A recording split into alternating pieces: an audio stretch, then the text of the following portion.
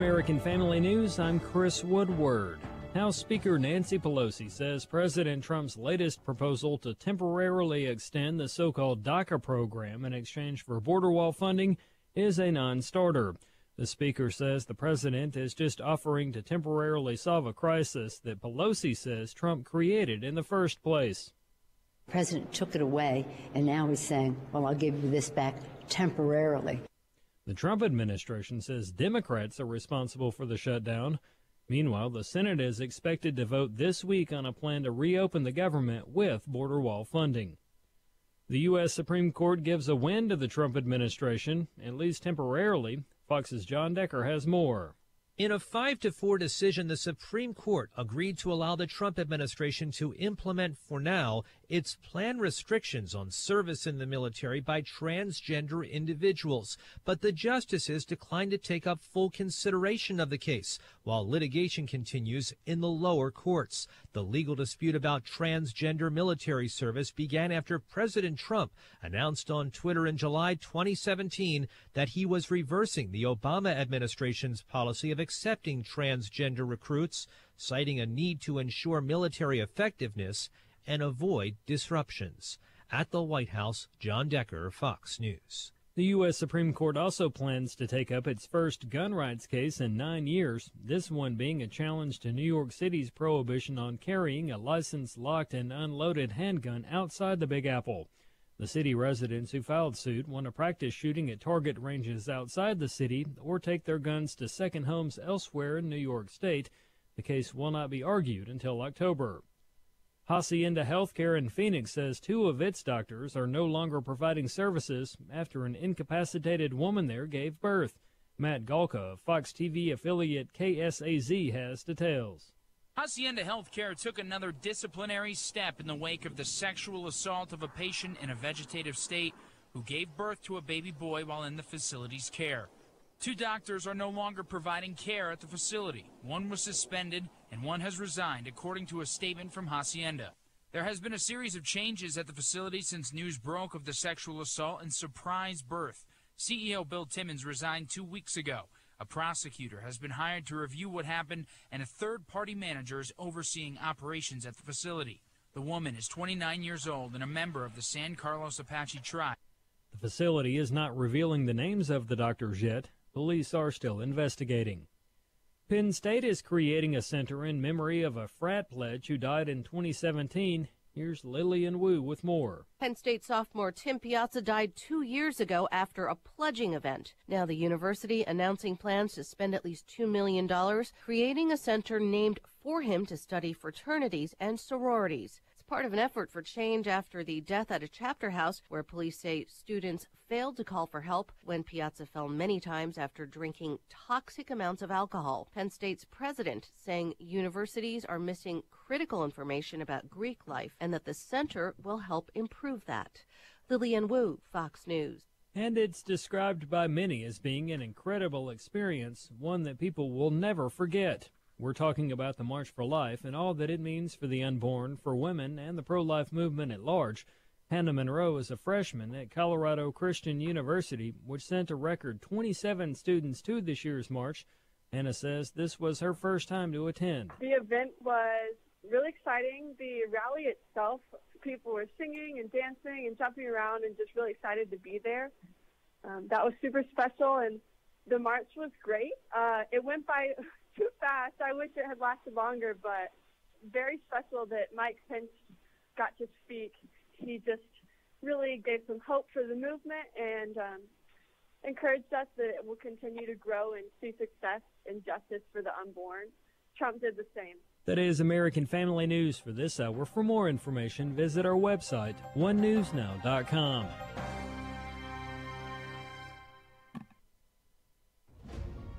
Holy Spirit speaks to everybody. The problem is most folks don't listen.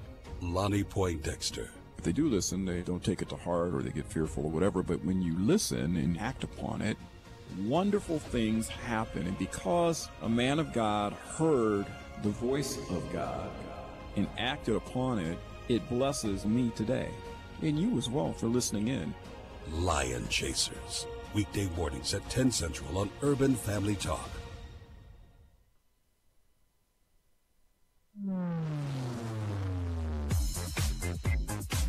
She's sharp, pointed, and insightful. This is Stacey on the Right on American Family Radio and Urban Family Talk. Securing our border is a responsibility we all know and share. It's an oath we take to protect and defend the American people, and that's one place. Not just the southern border, but all of our borders. Those workers are furloughed. So the downside is that we're not able to get to work as much as we want to in the beginning. But the bright side is that it gives us a lot more free time to make trouble. Michael Cohen was interviewed for 70 hours. I mean, in 70 hours' time, he could have said anything. Because he was trying to please the investigators. Right. You know, he was desperately trying to avoid jail. They've been pushing this nonsense for 2 years. They've found nothing, but anytime there's a negative, anytime there's a chance to get Trump, they're going to jump on it. And now, Stacey Washington.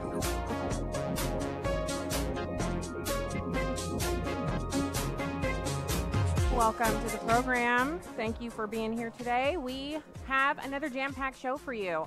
We are actually going to be speaking with a good friend of the program, Carmine Sabia Jr. He's going to be with us, and we're going to talk about this current events, obviously, the whole idea that all of a sudden there's some proof that even the investigator himself, Robert Mueller, has disputed.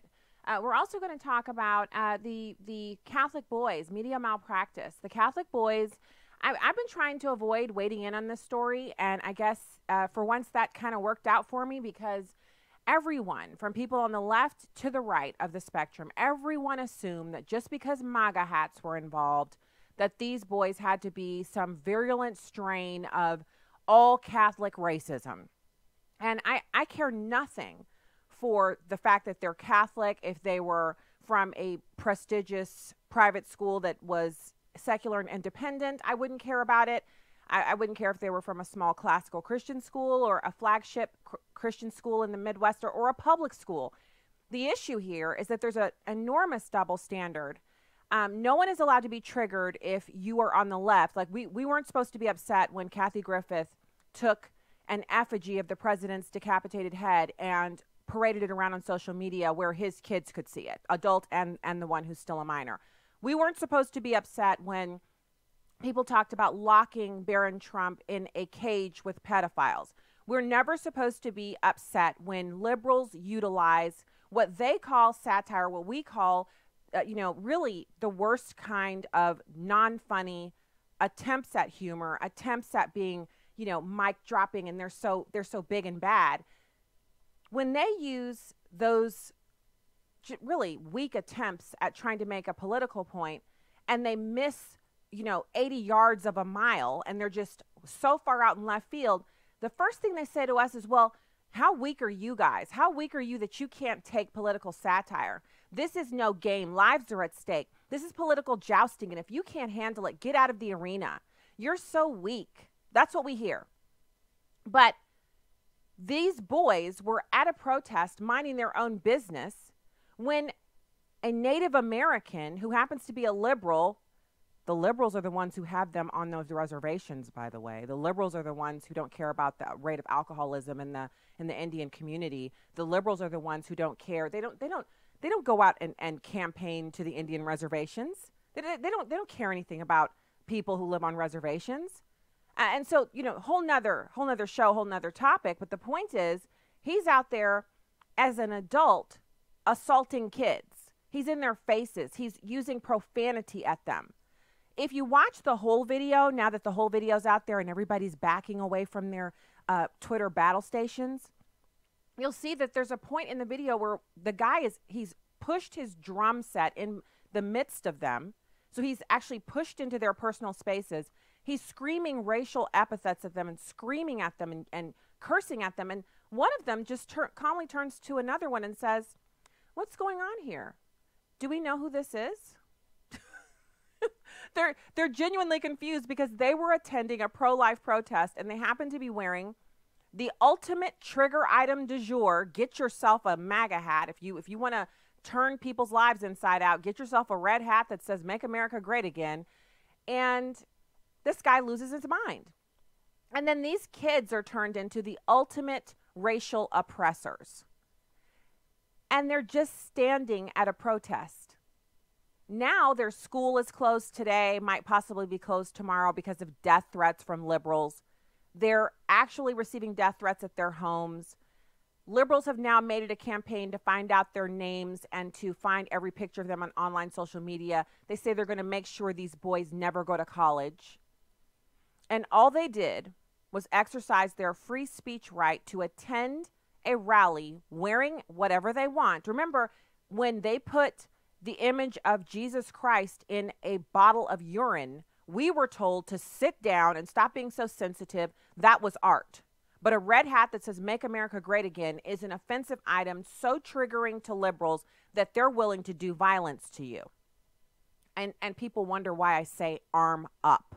Get you some steel, not just what's in your spine. You need that too, but get you some steel so you can protect yourself. People wonder why I say that. They wonder why I'm so big on supporting the Second Amendment. They wonder why I don't have any time anymore for going back and forth in email and online with liberals. They wonder why I've just, I pray that people would be brought to the truth. I want everyone to come to know Jesus Christ as their Lord and Savior. I don't want anybody to be left behind and out in the vast wasteland that will be eternity without the presence of God. Absolutely. But as far as casting my pearls before the very angry, upset, profanity spewing swine that we currently find ourselves in the midst of, no thanks. I'm busy. I have a lot to do. I have a lot to get done. And so there's no way I'm going to get into these big, long arguments, and you shouldn't either, with people who would literally see a bunch of teenagers. I mean, can you imagine being out somewhere and seeing a group of protesters and going and actually attacking the young ones? Can you imagine going and attacking the ones who are, they're clearly teenagers because they have on a hat you don't like? Where are all of the conservatives chasing women in anatomical pink hats down the street and running them down? Where are all of the conservatives yelling and screaming and cursing and stomping in the faces of liberals who are wearing the anatomical suits? Some of the most vulgar imagery that an adult can put on in public. These people do this on the regular, and we just point fingers and laugh, take pictures and put it on, make memes, put it on Facebook. We're so busy poking fun at them and giggling at their idiocy, we're missing an opportunity. Apparently, if you're an American and you see something you don't like, resisting means getting in their faces, yelling and screaming and cursing, and basically acting like a zoo animal. But we're the ones who are always triggered, apparently. We're the ones who want to control other people's lives. Liberals literally want to be able to tell you what you can and cannot wear. Not only where you can work and who you can work for and who you can hire, not only where your kids have to go to school and what they have to learn while they're there, not only teaching your children things that are diametrically opposed to your faith and your traditions, but they also want to be able to tell you what you can wear, what you can't wear, and what you can say while you're wearing it. And they say we're the ones who want to control everybody. Last I checked, you can wear whatever you want. Wear it. You're making a fool out of yourself. And so if you disagree with Donald Trump, you hate the ideology, you hate the platform, you hate the campaign slogans, you hate the Republican Party platform, okay, so be it. Good for you. Everybody has something they don't like. I hate green beans. Y'all know I hate the green beans. I hate them with the hate of 1,000 suns. It's the textures, you guys. There's two beans there. I've talked about this before, but I'll just take one brief moment to go into. You understand that the green beans, actually, it's a bean inside of another bean. And the outer bean has a stringy consistency that when you bite through, your teeth actually go to the inner bean. And then it's almost like a lima bean, which I also hate. And then when you bite into that one, it has like a skin on the outside and then something inside of it. It is the most disgusting vegetable in existence. Brussels sprouts, amazing. Broccoli, fantastic. Cauliflower, yes, bring it on. Green beans, whoa, I got a thing. I hate green beans. And yet, even as much as I hate green beans, I know that friends of mine make green bean casserole and they enjoy it. I've seen the pictures. I've seen the pictures on Facebook. And I haven't yelled at them or screamed at them. I know people that they're no longer my friend because they now know my politics. And I know they enjoy green bean casserole as well. And just plain old green beans out of the can, which to me is a form of torture. it's worse than waterboarding, I think. And I've never screamed or yelled at any of them about their propensity for consuming this disgusting and vile vegetable. And that's just one example of the many opportunities that all of us have to be perpetually offended and angry and yelling and screaming with spittle flying out of our mouths and in the faces of people that we disagree with. Yet somehow, multiple tens of millions of us just go on about our days happily, I guess, like psychopaths, just reveling in the fact that others disagree with us and are operating contrary to what we believe, and we just don't do anything about it. What are we waiting on? I guess it's a missed opportunity, or maybe we just don't have the energy to be violent because we're too busy avoiding green beans and working. So in addition to speaking to Carmine today on the show, we are going to have a little bit of audio from Newt Gingrich, and we're going to talk in just a minute here about this restaurant that was fined thousands for not allowing a transgendered female to use the ladies' restroom. Now, these transgenders, to be such a tiny percentage of the population, certainly are busy all over the country making themselves nuisances and becoming the news stories. So first, let's get into the daily confession. Isaiah 41:10 says, "So do not fear, for I am with you. Do not be dismayed, for I am your God. I will strengthen you and help you. I will uphold you with my righteous right hand." So here's what I want to take from this scripture, Isaiah 41:10. There has to be a problem in your life that you really want solved, and it's something that's been maybe burdening you. Maybe it's been on your goal list or your New Year's resolution list, or something that you've been praying about. Or maybe you haven't been praying about it because you just want it to go away, and you feel like, well, God's not going to want to be busy with that. Well, nowhere in the Bible does it say, please tell God about your problems except the tiny ones, or except the one that you're embarrassed about, or except the one that's really besetting you, that you're just burdened with, or the one that you're ashamed of, or the one that, you're spending lots of money on, just, dieting. Let's say you're spending money on diets and different exercise programs, and you're still not conquering in that area. God doesn't have any area of our lives that he's like, yep, that's too small for me, or that's something I can't be bothered with that. He's interested in every area of our lives. And so if there's something that is a problem that you're working on, just think for a moment, have you considered that God says, do not be afraid, do not fear that this problem will never go away. God is with you. Do not be dismayed, for he is our God. He says he will strengthen us, he'll help us, he'll uphold us with his righteous right hand. He doesn't say we have to uphold ourselves, he'll do it. So let's give any problem that we have, every problem that we have, to him for the resolution, and he will do it. He will bring us through that. So right now I want to do quickly, actually we don't have time for that, I want to quickly talk about the restaurant being fined thousands of dollars for not allowing this transgender female to use the restroom. So first of all, it's my opportunity to say yet again, told ya, I said years ago, maybe 8 years ago, at the onslaught of all of this discussion about transgenders and people using restrooms, that this was less about where people use the bathroom and more about forcing people who don't want to be changing in front of or validating transgenderism because it's a mental illness, that you will be made to bow down. You will be made to acknowledge it. You will be made to accept it and even give your approval to it. And the reason why the single bathrooms isn't going to be the thing of the future, yeah, the single stall restrooms are already coming into play. I see them everywhere now. But there has to be a restroom in which a man dressed as a woman can use the restroom with actual women and children and girls and little boys with their moms who are too young to go to the bathroom by themselves. It has to be that those facilities exist, because without those, transgenders cannot claim that they truly are women, and they cannot count on having the acceptance of the people who are being forced to use the bathroom with them. This is an evil, and it's just another attempt by the enemy to fly in the face of what God has created. Male and female, man and woman, complementary beings created in the image of God to glorify him and have relationship with him through marriage. Lifelong marriage. So this is it's a silly story. A DC restaurant has to pay the District of Columbia $7,000 as a penalty and for legal costs resulting from an incident last summer in which the restaurant refused to let a biological male use the women's restroom. That's where we are. We'll be back with Carmine right after this. Stay there.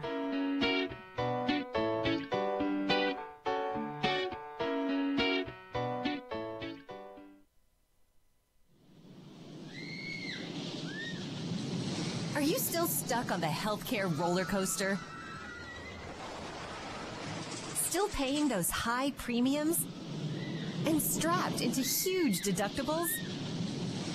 Not knowing what's around the next turn? Well, then let me tell you about a sound, sensible healthcare choice that really is affordable.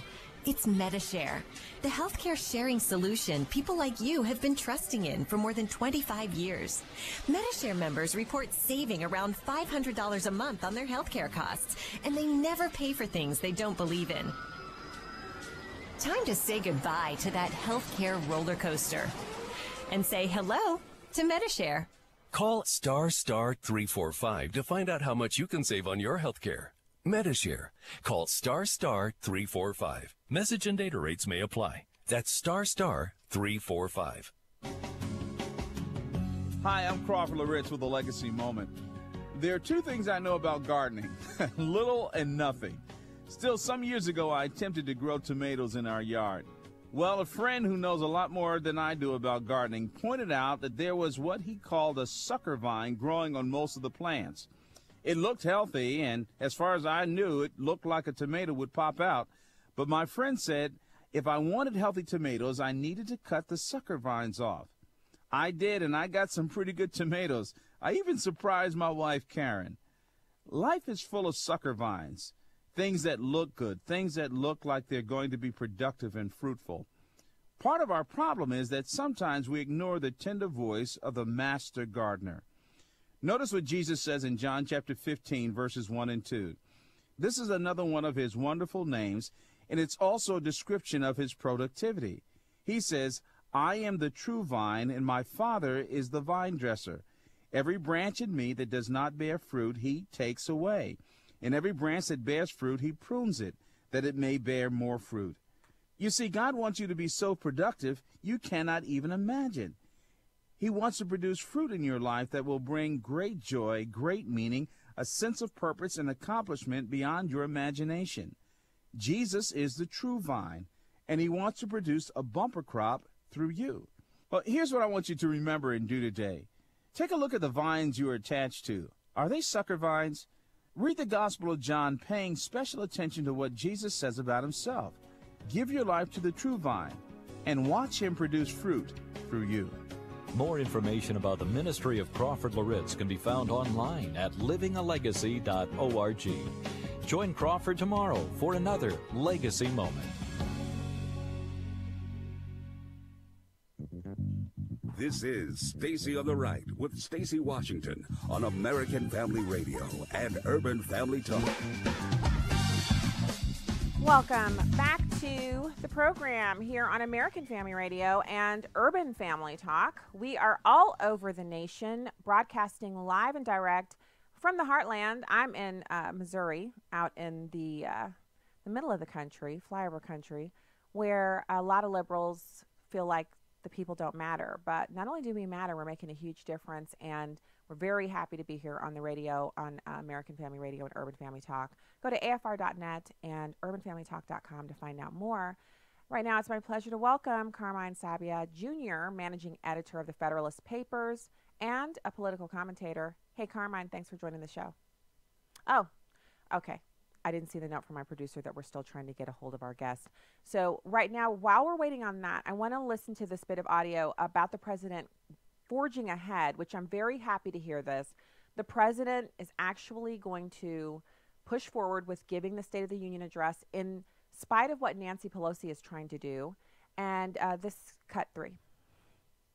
I think the White House is just planning to go ahead with the State of the Union as it was planned, and it's also my understanding that preparations continue up on Capitol Hill for the possibility that this thing could still go ahead. The Sergeant at Arms, which oversees the process of State of the Union on Capitol Hill, has been delivered a letter from the White House this morning asking for a, quote, walkthrough of the House of Representatives and the area of the Capitol where the president will be traveling in preparation for State of the Union, which is scheduled for next Tuesday, January the 29th. You'll probably remember that the Sergeant at Arms last week canceled a planned walkthrough. That was done at the request of Speaker Pelosi's office. Now, we have not yet heard from Speaker Pelosi's office whether or not they will ask the Sergeant-at-Arms to not schedule a walkthrough or not. But I'm also being told that Sergeant-at-Arms staff was told last week and again today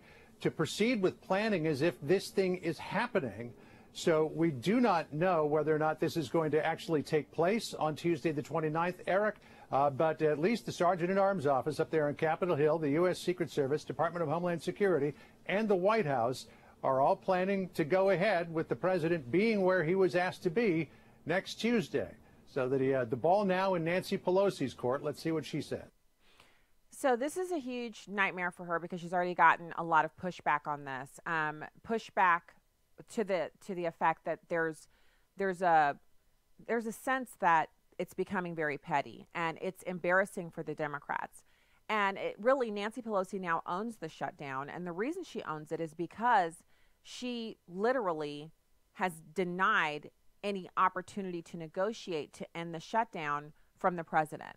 Now, here, I'm being very specific here when I say that she has ownership of the shutdown now, because he said he would own the shutdown. He was fine with shutting it down.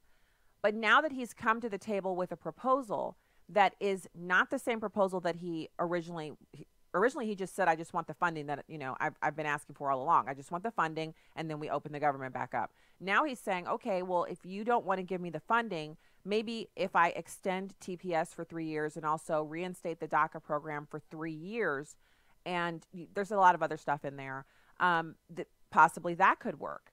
Well, without even considering it, she said it's a non-starter. They've also got their media surrogates out there talking about how it's a non-starter and how it just can't be done. They don't oppose a wall necessarily.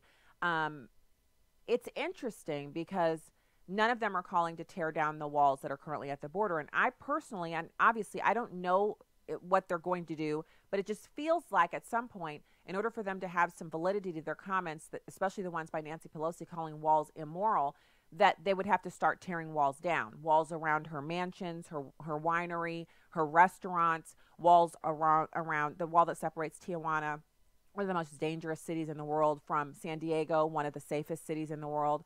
The walls would have to come down.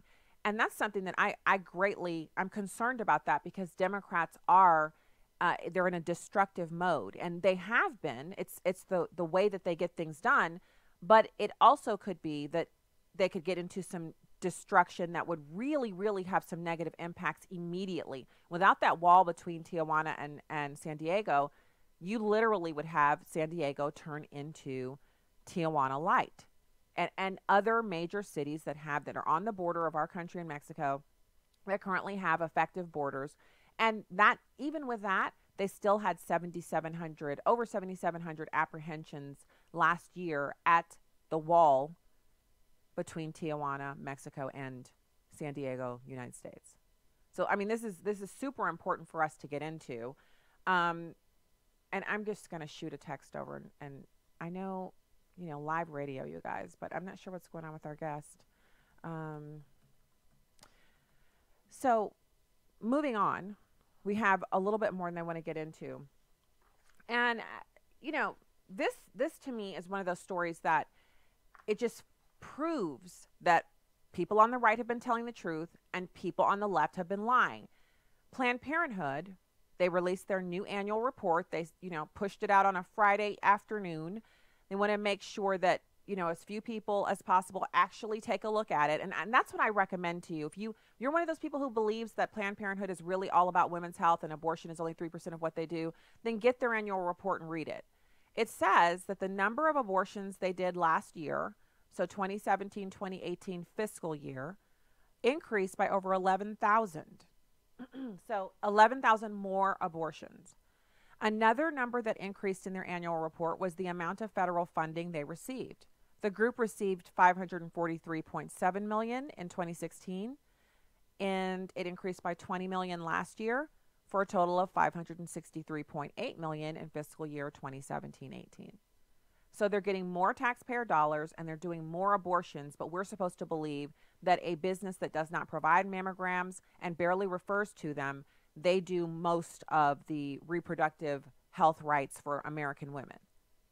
These numbers don't add up with what they've been saying about what they do. The amount of contraception that the group provided continued to plummet. In 2016, they provided 2.7 million plus contraception items, methods of contraception to women and men. That number went down to 2.6 million, a little over 2.6 million in this report. So again, just to reiterate, they're giving less contraception, more abortion, and they're receiving more taxpayer dollars. But they're only there to provide women health services, and abortion is just 3% of what they do. Cancer screenings and prevention services also continue to go down from 660,000 plus in 2016 to 614,000. In the category of other women's health services, which includes pregnancy tests, prenatal services, and miscarriage care, that number decreased from 1.3 million in 2016. So 1,315,941. So almost 1,316,000. It dropped by about 14,000. So they gave 14,000 or so fewer tests, pregnancy tests, prenatal services, miscarriage care. And I can tell you, if you're wanting to go to a place where if you think you're positive, you're happy about being pregnant, you're not going to go to Planned Parenthood where they're the first thing, if you get a positive pregnancy test, they're going to say, when do you want to schedule your abortion? They're not there to give you prenatal services. Women they're on video. Go on YouTube and watch the videos of women saying over and over again that they were at a Planned Parenthood, they were getting the contraception from them on a regular basis, and then when they realized they might be pregnant, they went for the pregnancy test, and when they said, oh, I'm happy about this baby, I'm going to keep it, my contraception failed, but I'm still going to keep this baby, the Planned Parenthood people were very rude. Well, I don't know why you came here, because we're here to help you make a decision about, make a choice. They're not there for you to start putting up pictures of your baby and, or planning the future of your unborn child. Now, the abortion group actually had a steady number of patients, around 2.4 million. So that number remained constant. And their excess revenue over expenses continued its dramatic increase and more than doubled. So excess revenue over expenses would be called profit for any other business. But it's kind of gruesome for them to say they're turning a profit doing what they do. So they call it excess revenue over expenses. That number went from 77.5 million to 98.5 million in 2016. 2015 was 77.5 million. 2016 was 98.5 million. They went to a whopping 244.8 million in profit in 2017. So, simple math here. We could use the round numbers, 550 million in funding that they got from taxpayers, and they made a profit of 244.8 million. That means we could reduce Planned Parenthood's funding by half from the taxpayers, and they would still break even. What's wrong with that? If a person is supposedly in favor of people controlling their own bodies, which hence would mean the product of your body, the work that you are compensated for, you would want to be in control of that too, then a liberal should be absolutely positively in favor of defunding Planned Parenthood so that people like myself and millions of others who are pro-life wouldn't have to be complicit in the funding of abortion. But notice they're never willing to do that because they don't believe that you should have a choice. They believe in aborting babies. That's what it is. So the message from our leadership section of the report continued the group's narrative that they provide vital healthcare services despite the evident decline in those services in the report itself. And they were lauding the new president, Dr. Leana Wen, and saying that her vision is in line with what the American people want, which is more health care and not less. Now, abortion is not health care. Just ask the doctors in Ireland who are currently fighting. They're not going to be providing abortions, even though they're being forced to by their government. It's the law of the land, but they're not being forced to because they have conscience rights there. So they also had information in the report about their partnership with dating apps. OkCupid actually created an I Stand With PP badge to appear in the profiles of users who support Planned Parenthood. over 400,000 users on OkCupid have adopted the badge, and users with the badge got 4 times more matches than those without. So abortion-minded people love knowing that the person that they're possibly going to date is abortion-minded as well. I would imagine that they're not going to track the statistics of how many of those people actually end up using Planned Parenthood services to abort a baby that is the result of them matching up with someone on OkCupid. I mean, I guess that'd be pretty gruesome. So no chance of us getting any data on that. I think it's kind of fascinating that we have such an interesting set of news. That news comes along with, we were talking yesterday about the rise of Satanism in America, and then of course the transgender ban. So you guys remember the transgender ban. Well, actually, we're going to get to that. We will get to the transgender ban being upheld by the Supreme Court of the United States, which also included that one of the people who voted on it was RBG, notorious RBG. So she is still working and doing just fine. They're just not giving regular updates on her anymore like they were initially.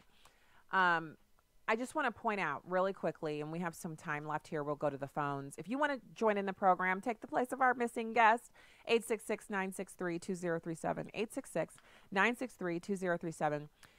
This story is kind of like the headline is perfect. Unreal. 25% of all deaths in the Netherlands are by forms of euthanasia and suicide. Let me go at that one more time. The Netherlands actually has assisted suicide and euthanasia. They're legal there. And when they passed it, they said it was for people who, they're in these terminal illnesses that are extraordinarily painful, where pain meds will not handle the pain, and family members don't want to watch their loved ones suffer, and loved ones don't want their family members to watch them suffer. And so they would legalize euthanasia to make sure that people didn't have to go through that they could make their end of life a smooth transition. This flies in the face of what God says about us taking our own lives, but whatever. This is the law there. Well, they've embraced it, along with other European countries. Critics warn that it would not only go far beyond the supposedly limited scope, but it would also create a culture of death in which suicide for any reason would become socially acceptable. Like it is here on Twitter. When you say something someone doesn't like, they'll say, go kill yourself. That's the actual situation in the Netherlands, where if you become inconvenient, if you become someone that people can't stand to be around, when they say go kill yourself, they're not kidding. They really want you to, and it's legal in their country. You can actually get assistance with it. And so,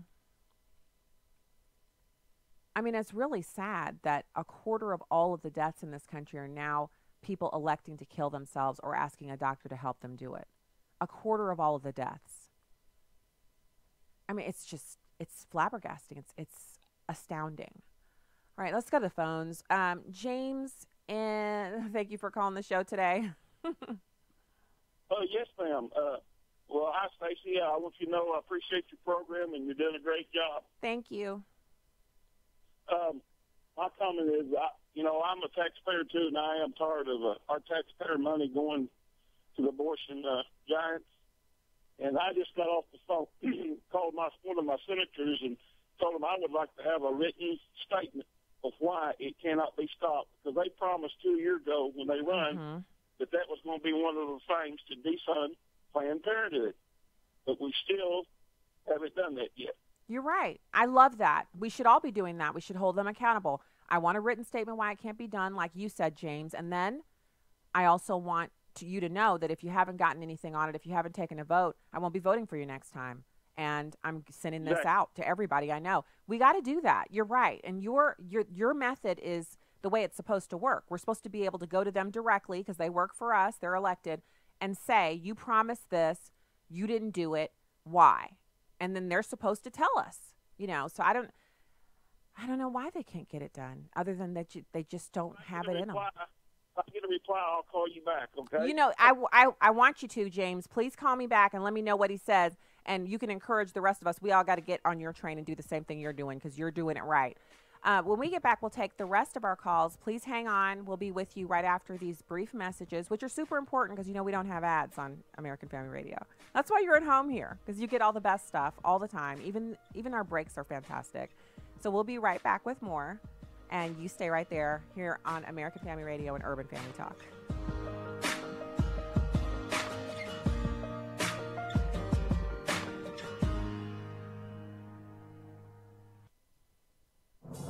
Can solid teamwork building principles apply to all of life? Here's Tony Dungy, author of The Soul of a Team, with today's uncommon moment. Do you still wonder whether unity can really strengthen your team? Let me illustrate the principle by sharing one of my proudest moments. Oddly enough, it came at my dad's funeral when I learned during one of the eulogies that Wilbur Dungy had been a member of the Tuskegee Airmen. This program, launched by the Army Air Corps in 1941, was the first to train African Americans to serve as officers and pilots. More than 1,000 Tuskegee Airmen completed the rigorous training program and flew more than 15,000 missions in Europe and North Africa during World War II. Their successes were key to ending segregation of America's armed services in 1948. Unity amid diversity. Tony Dungy, best-selling author of The Soul of a Team, from Tyndale House. More at CoachDungy.com. There's a particular reason why there is a Back to God radio show. It was about 4 years ago, God called me out of the pulpit and said, Dexter, I need you to go tell my people it's time for them to get back to God, back to my morals, back to my values. This is the thing that you're supposed to do simply because you belong to the Most High God. It's the least that you could do for a God that loves you the way that he does. Time to get back to God. Weekday afternoons at 4 Central on Urban Family Talk. The church has to take the lead in ensuring that men are properly trained for fatherhood. We have an epidemic in which boys are not growing up with their fathers. So as Christian men, we have to stand in the gap and make up the hedge so that our communities are not destroyed. When we see fatherhood as a blessing and not an inconvenience, we will see children as spiritual weapons in our arsenal. Blessed is the man whose quiver is full of them. Join us in the battle to strengthen fatherhood. UrbanFamilyTalk.com. I'm Chad Pergram with the Speaker's Lobby. We're not 100% sure yet whether President Trump will journey to Capitol Hill on January 29th to deliver his State of the Union message. That's after House Speaker Nancy Pelosi wrote to Mr. Trump suggesting they delay the affair until the government's open. And then the president fired back, canceling her planned trip to visit troops in Afghanistan. One senior congressional source involved in the planning told Fox, quote, "We're standing by to stand by." Perhaps the only one who does know is Nostra Romo, CBS football color man Tony Romo, who seems prescient enough to predict every play on the field about 20 seconds before it happens. But if the State of the Union does happen, this speech is likely to be the Super Bowl of politics. There has never been a more anticipated State of the Union message than this one. There are now worries about the shutdown impacting the Super Bowl itself. House Majority Whip Jim Clyburn brought up the issue in a meeting with Democrats this past week. More than 100 million Americans regularly view the Super Bowl each winter. But if the contretemps continues between the president and the speaker, this year's State of the Union speech may rival the Super Bowl in the Nielsen ratings. With the Speaker's Lobby, Chad Pergram, Fox News. You can watch a live stream of the show on Facebook or YouTube at Stacey on the Right. Now, back to the show on American Family Radio and Urban Family Talk. Welcome back to the program.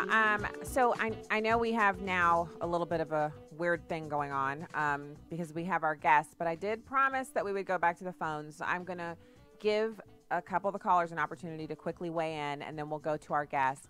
George in Missouri. Hey, thanks for calling the show. What's your comment? Yeah. Hi. What's your comment? Thanks for doing what you're doing. You know, those kids at Parkland, they never laid a glove on them kids, the people on the left. But yet there are Christian kids, they at standing up for life, and they're all over them. And that ain't right. So who's the hater?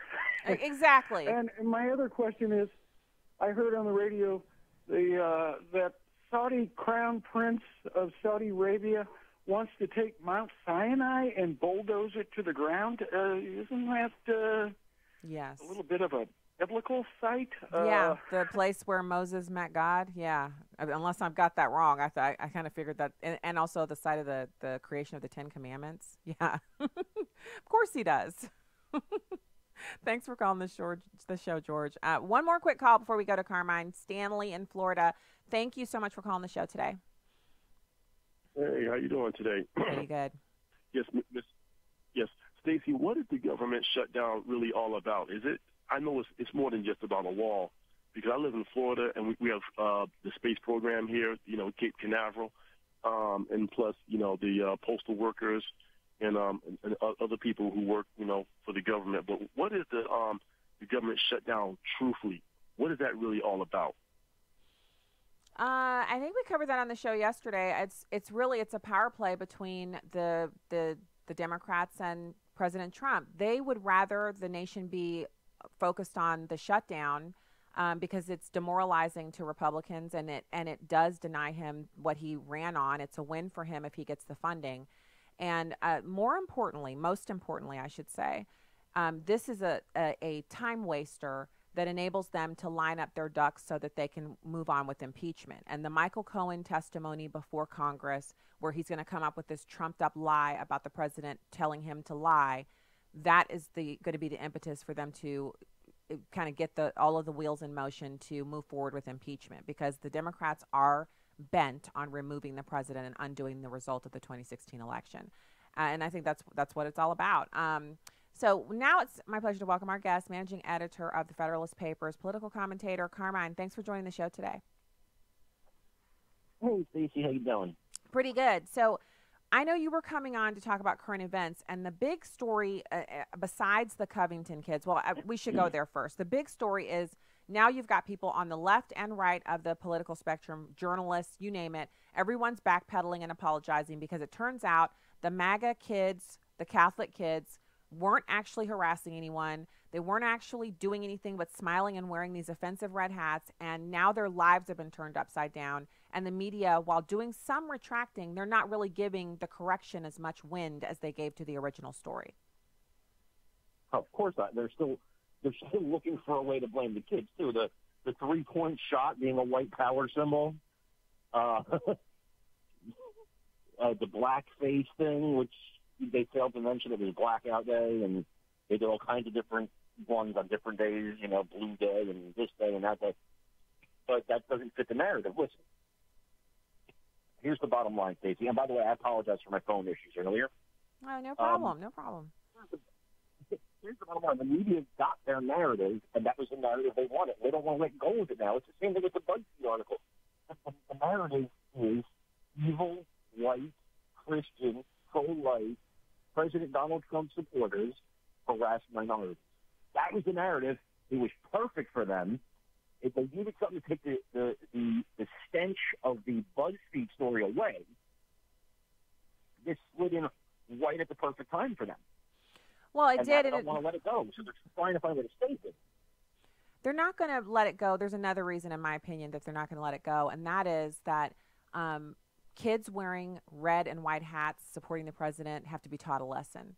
Kids going to, especially boys, especially white boys, going to a pro-life rally and wearing MAGA hats, they have to be taught a lesson. So even if the story is incorrect, liberals will feel justified in not fully retracting and correcting it because those boys need to be taught a lesson. And boys around the country who might be thinking of supporting the pro-life mission publicly, boys who might be thinking of supporting President Trump, any kid who doesn't like the fact that he's automatically assumed to be a racist or a Harvey Weinstein Jr., anyone who's feeling put out by what liberals are currently doing to men in America, you got to watch what's happening to these boys and understand that that could be you. And if you dare step out of line, it will be you. And so I think there's, if it were liberal kids that they'd put a story out about and then they realize, oh no, these liberal kids weren't actually that bad, they would retract. They'd have them on the Good Morning America show, the Today Show. They'd have them on every mainstream outlet to make sure that people know these kids aren't the demons we thought they were.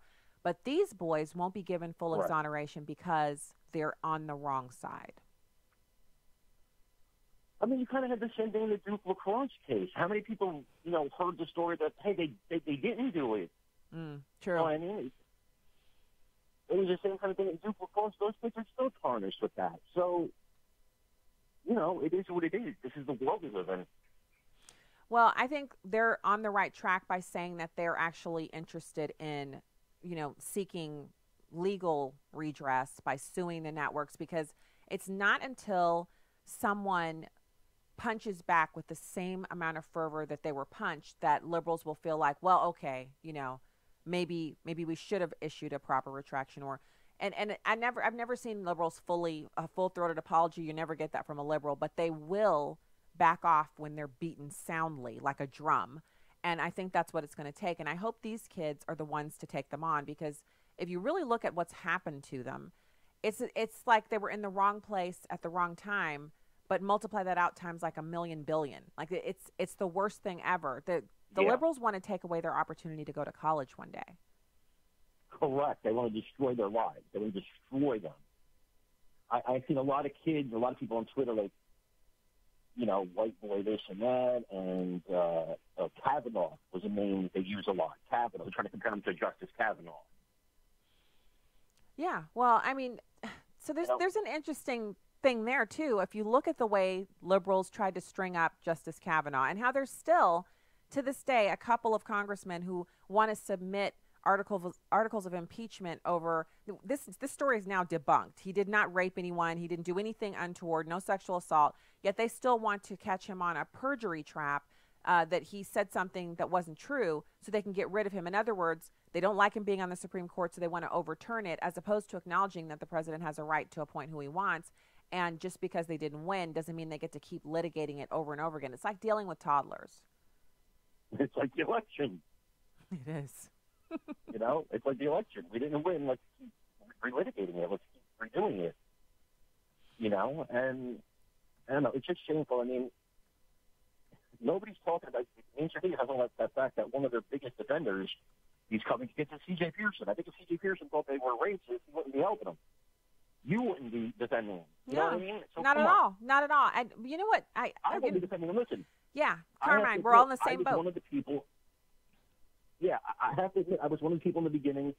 I apologized for it. I came out against them at first because I reacted too quickly. And you know, it taught me a lesson about, you know, look, let's not do this, and let's not react so quickly in the future. But I think you're so inclined, at least in my case, to say, hey, look, I don't want people to think that's what conservatism is. That you want to rush and denounce anything that you even remotely deemed as racist because you don't want people to think that's what we are. And it looked, the original, in my defense, and in defense of other people, the original video looked pretty damning. And I think that what we have to realize is, and I should have thought about this, is that what's the reason the video was so short? What part didn't they want me to see? And I think that's part of the thing, you know? So we have to think about it. Same with the BuzzFeed story, you know, we have to think about it before we respond.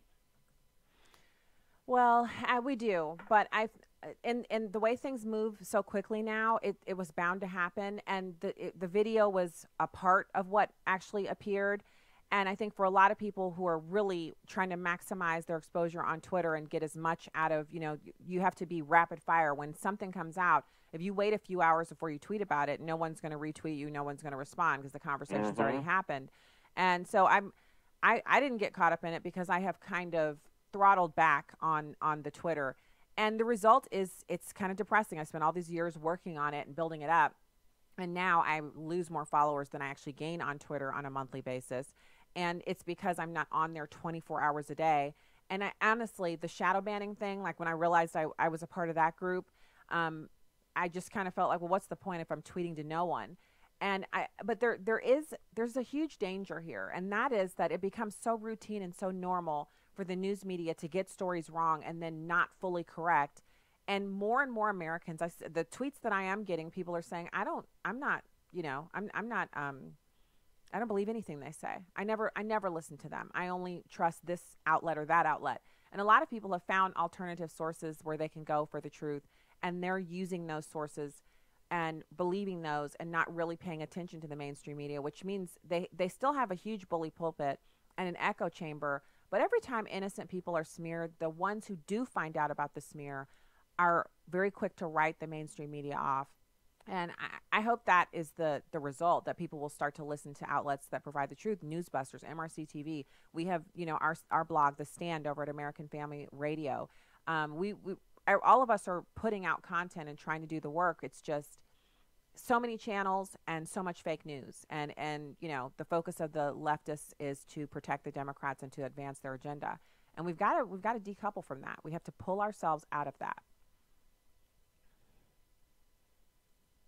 Yeah, I think 100%. You got alternative sources now. Let's use them, And we have, the Federalistpapers.org. We're on top of the story from day one, We got a lot of different aspects of it. We wouldn't be defending them. We wouldn't be writing things on them if they were wrong, if we thought they were racist, So we just, try to get it right instead of being first.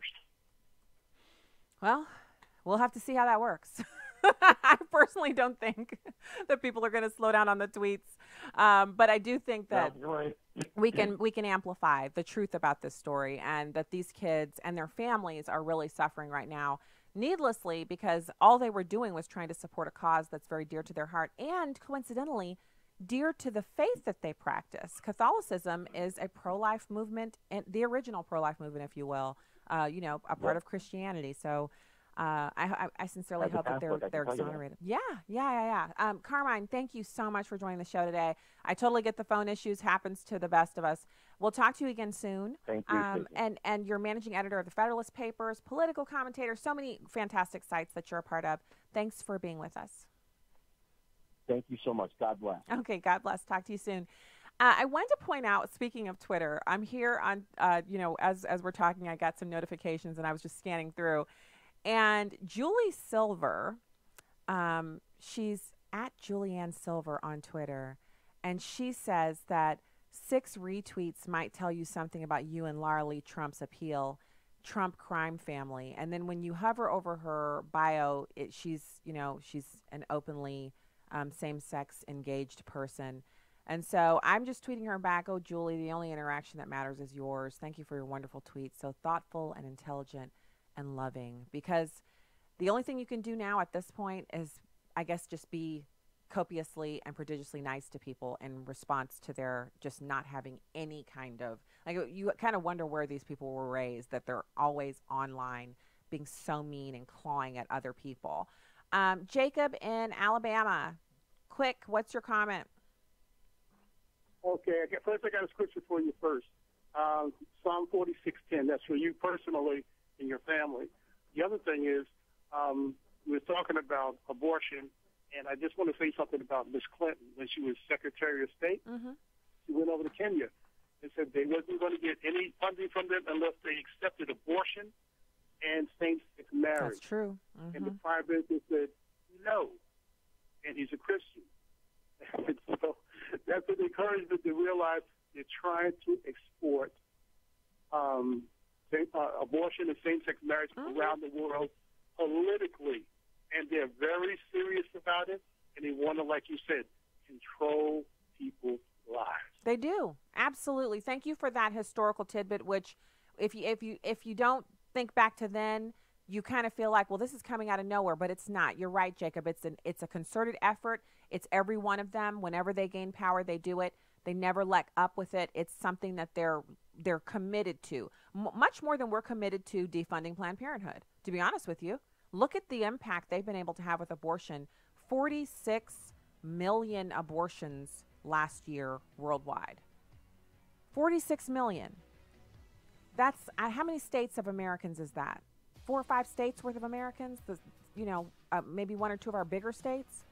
Crazy pants. All right. That is this hour of the program. If you're leaving us now, God bless you, and have a great day from the Heartland. If you're sticking around, it's One News Now, news and information. It's up next for you. Stay there.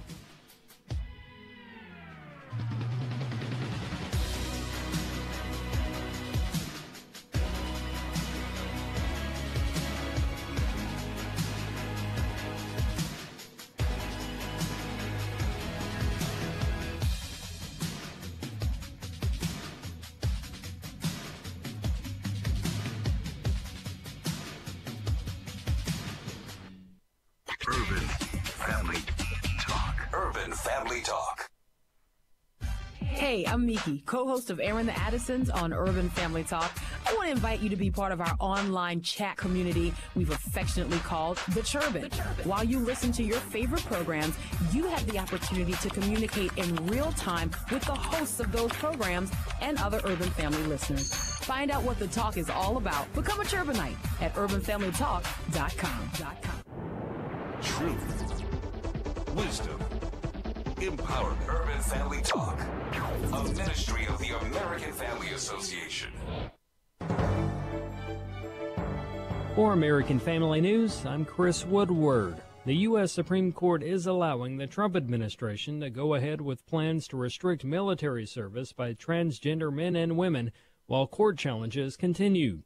The High Court reversed lower court orders preventing the Pentagon from implementing its plans. More details at onenewsnow.com. While the partial government shutdown is still going on, a major Washington event is in doubt. Fox News Radio's Jared Halpern has more from Capitol Hill. The White House is still planning for President Trump to deliver his State of the Union address in 1 week. Administration officials have reached out about a walkthrough here, but both the House and Senate must approve a resolution allowing the president to use the House chamber to deliver an address. So far, that has not happened. Last week, House Speaker Nancy Pelosi suggested a delay, given that DHS and Secret Service are among the agencies impacted by the partial shutdown and employees aren't getting paid. On Capitol Hill, Jared Halpern, Fox News. A conservative student group says it was not only threatened in Washington, D.C., campus security didn't seem to care. Bob Kellogg has that story. When the Young America's Foundation chapter at George Washington University complained of unspecified threats from the left because they were bringing conservative Ben Shapiro to campus, YAF spokesman Spencer Brown says campus authorities did nothing. In a time where we see leftists continuing to escalate their anti-conservative rhetoric, even, spreading sometimes into some violent attacks, you can't just brush it off anymore. You do have to kind of take it seriously. But unfortunately, the campus authorities there didn't investigate it. Despite the predictable outcries from radical students about Shapiro's appearances on various campuses, Brown says there is an abundance of other students anxious to hear what he has to say. The event sold out within 15 minutes when tickets were made available earlier in the year. But then on the evening of the event, there was a standby line with close to 200 people in it who didn't get tickets but were hoping for the chance to have a seat if someone didn't show. Brown says in reality, leftists are afraid of Shapiro because they are unable to refute his conservative message. I'm Bob Kellogg. Police in suburban Chicago have identified the suspect accused in Monday's deadly mall shooting. Here's Jeff Manasso from Chicago. Orland Park police have issued an arrest warrant for 19-year-old Jakar Williams, who they say pulled a gun and opened fire Monday night inside Orland Square Mall, killing 18-year-old Javon Britton and sending shoppers and mall employees into a panic. We heard another associate yell 911, there's a shooting. We ran to the back. We gathered up our customers and just stayed in the back. We heard some pops. Police say Williams was fighting with a victim. He's described as a black male, 6'1", armed and dangerous. Another person also hurt in the shooting and treated at a local hospital. In Chicago, Jeff Manasso, Fox News. The L.A. teacher strike is over. Probably. Jessica Rosenthal reports teachers just need to ratify the deal. 34,000 teachers still have to vote on the deal reached with the district, but over the past several days, the union's been negotiating with the help of L.A.'s mayor. We have started down a real path to addressing class size, nurses, librarians, and counselors.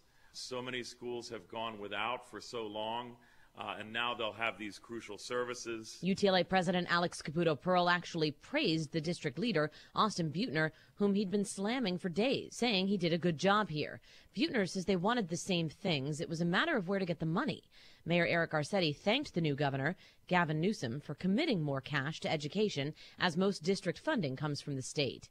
Jessica Rosenthal, Fox News. And the Atlanta Falcons became well known for raking in record profits at the concession stand at Mercedes-Benz Stadium thanks to their fan-first menu pricing. Well, the chief executive officer of the Falcons said fans coming in for February 3rd's big game between the LA Rams and the New England Patriots can expect the same costs. Just like at a Falcons game, Super Bowl spectators can indulge in 12 popular food and beverage items at lower prices, like $2 hot dogs and $3 nachos with cheese. Find more news at onenewsnow.com. Doc, I've been feeling a little out of sorts lately. Can you help? Well, let's try a few questions. What do you think of when I say the word Roku? Oh, my wife and I used to love that dance when we were younger. Yes, I'd say you're a little out of touch. What do you recommend? I recommend you listen to AFR. American Family Radio. Available on Apple and Android products, Amazon Alexa, and now available on Roku. And then we'd whip, and then we'd nay-nay. Oh, it was wonderful.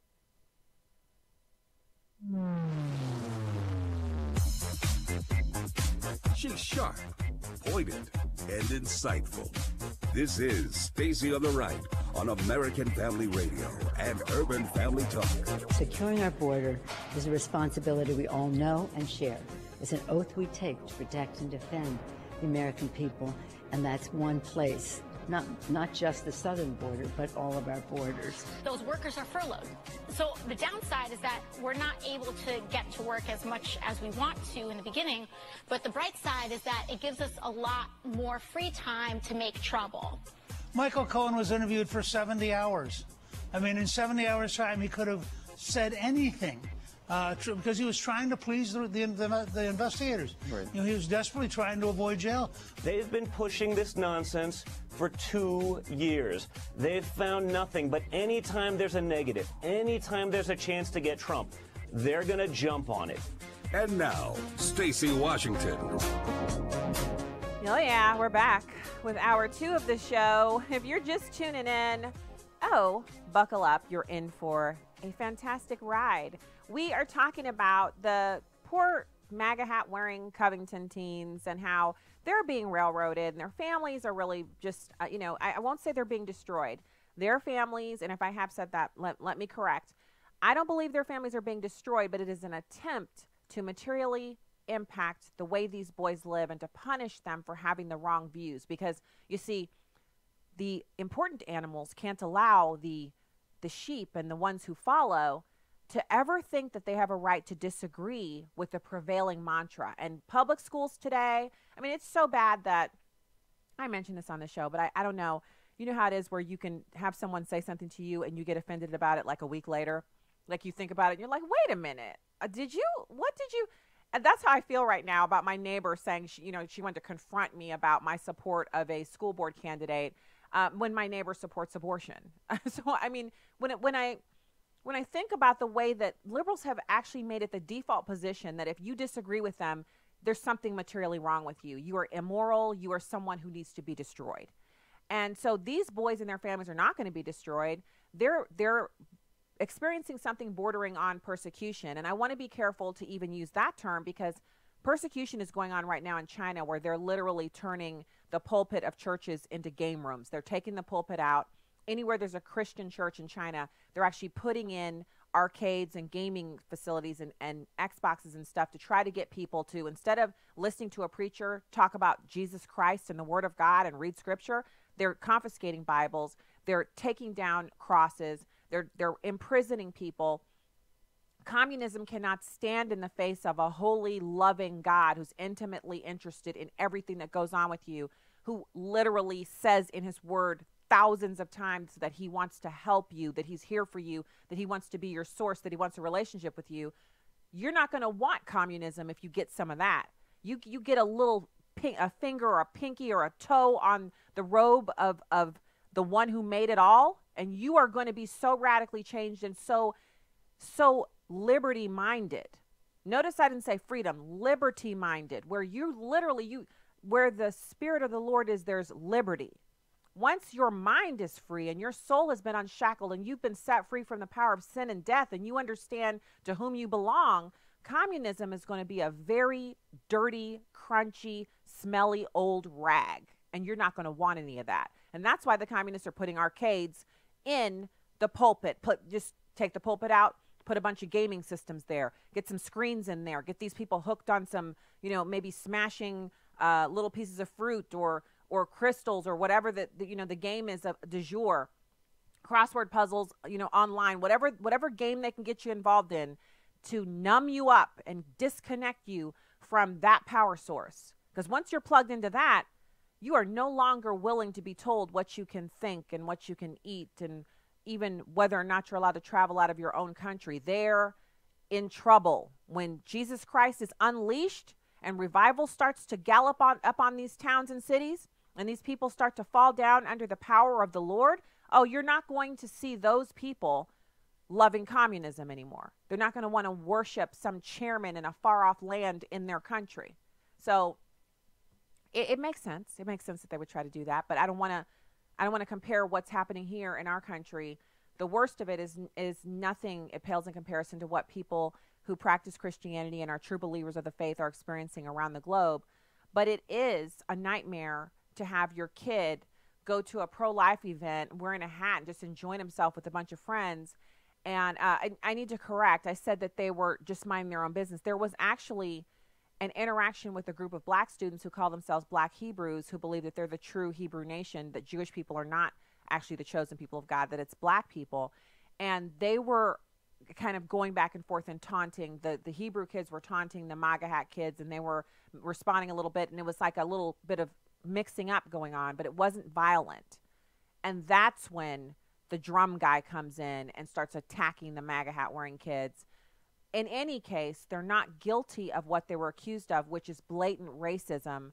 That's not what happened, unless smiling is racist. And I had a friend, Red River Chronicles' own Janelle Keeter-Batts. She was actually on Facebook yesterday. She posted posting a notification that I'm safe from the smiles of white people. Now, she happens to be black, and it was sarcasm, meaning white people had smiled at her the way the MAGA hat kids had smiled at the other kids, and she survived. And it was so funny, but there were even people who read that and said, well, you know, here's another one, report her, let's make her famous. She's actually a Christian conservative and a fantastic, her redemption story is just, it's the power of God. When you hear how God brings people out and he sets them on another path, and if you look at her life with her husband and her kids, it's fantastic. And they run Red River Chronicles. I think it's Red River Chronicles TV or something like that. But she's so cute. She's the best Instagram account. You know, she does Rent the Runway or something like that. She shows this cute clothes and really cute pictures of their home and stuff and their kids. And, you know, I just want to know how a smile hurts you. You know how a smile hurts you? You know how you get triggered and you get the curse words knocked out of you? Because the person that you're ranting at and raving and screaming at is smiling at you because they don't care what you say. They're firm in their beliefs and you are having no impact on them. I mean, it could really enrage people. Just try it. If someone's angry with you, if you smirk or smile, you will send that person over the edge. They will lose their stuffing if they're easily triggered. Because what I find interesting is if someone's disagreeing with you, I mean, they could have a negative truth, or they could have a very, very specific reason they believe what they believe. And while you may still disagree with them on the issue, hearing the reason why they disagree with you might give you more insight into where they're coming from. And that perspective might help you to further either entrench and understand your own belief in what you're talking about, whatever the discussion is, or it might cause you to think, you know, this is a much more nuanced and complex issue than I'd originally thought. I'm not moving from where I am. I still believe what I believe, but I definitely feel like I have some understanding here that I didn't have before. And so speaking of understanding and being immovable and also not getting anywhere, Vice President Pence actually was slamming Democratic leadership for their refusal to negotiate on wall funding and securing the border, even while they give lip service to it on television every day. It's number 5. It was disappointing to see Speaker Pelosi reject the offer before the president gave his speech. I mean, look, the president is offering a solution, and what we have from Democrat leadership so far is just sound bites. And it's true. We're talking about just literally them saying, look, I'm going to spend my time going on television and getting all the media I can get on this, but I'm not going to spend my time doing anything that would proactively assist in the effort to get the government back open. I haven't seen the president make any announcements from the White House or from the White House press corps about furloughing the workers, because now we're over the 30-day point where the people would naturally be furloughed, rift, if you will, and I haven't seen that yet. So it's an interesting time for us. And speaking of the shutdown, you've got this representative, she's a Democrat, Representative Dingell. She was on with Maria Bartiromo and just literally got ripped to shreds over whether or not the border wall should be torn down, since Nancy Pelosi says it's immoral. And just as a caveat, can you imagine the hardcore liberals in San Francisco with their custom lattes and their Priuses and you know, wearing their $1,000 yoga pants, being told that because walls are immoral, which they probably agree with that statement, that they're going to tear down the wall between Tijuana and San Diego? Can you imagine what those liberals would do? I can. We saw it a number of times when school choice initiatives were implemented and poor kids of all backgrounds were going to be moved into these AAA rated little boroughs where rich liberals had cordoned themselves off into these really tiny boutique AAA rated public schools. You had to live within a certain block radius in order for your child to go there. And what other liberals wanted to do was rotate the eligibility, so you might live within that tiny little area and have a fantastic walk up there in Manhattan or in New York proper, but your child might actually have to take a little bit longer of a ride to go to a school outside of your tiny little block area, to go to a school that was less advantaged. Now, who cares if you worked for years and years and years and saved up every penny you ever had and also got a loan from your parents to get a walk up in that neighborhood so your kid could go to that school?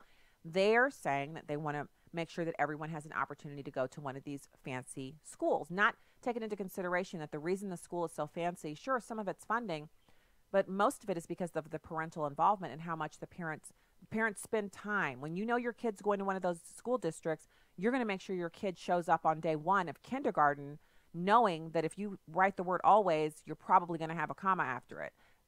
Comma placement for kindergartners.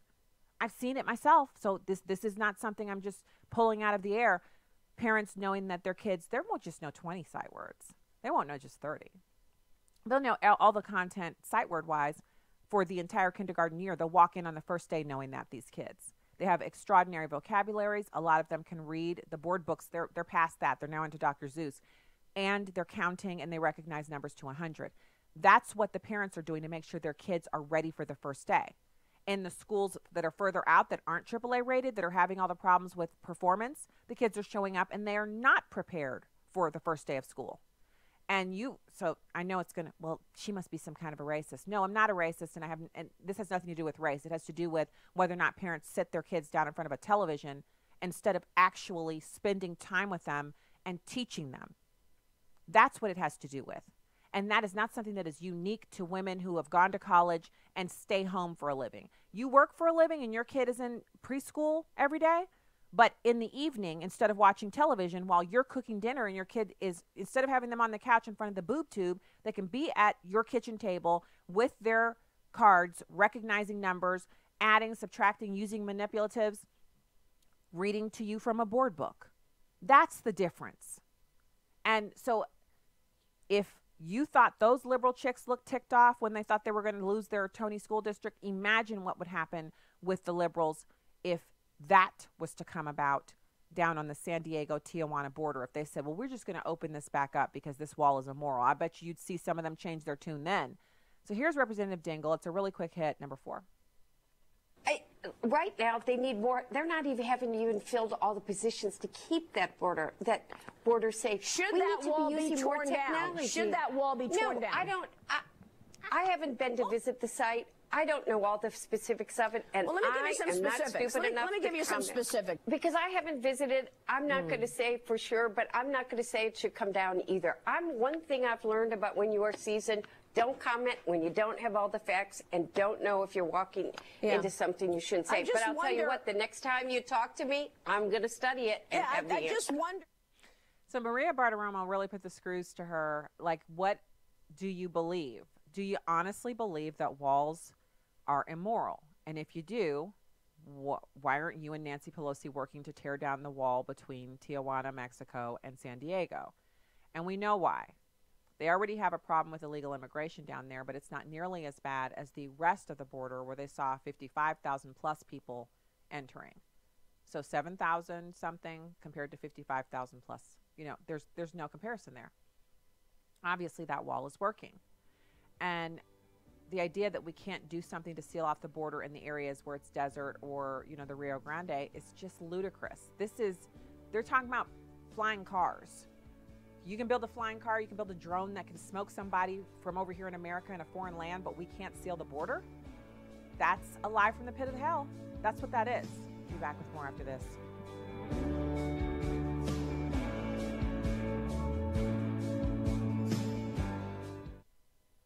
Every day in preborn centers across the country, young women in crisis find refuge.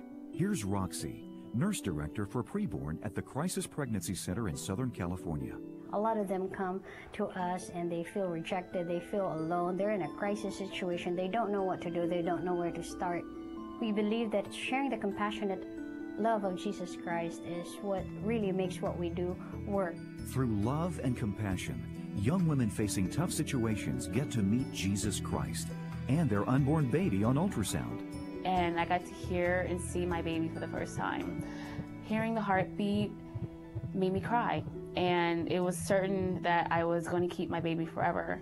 For $140, you can sponsor 5 ultrasounds, and you'll receive a story and a picture of babies' lives that were spared.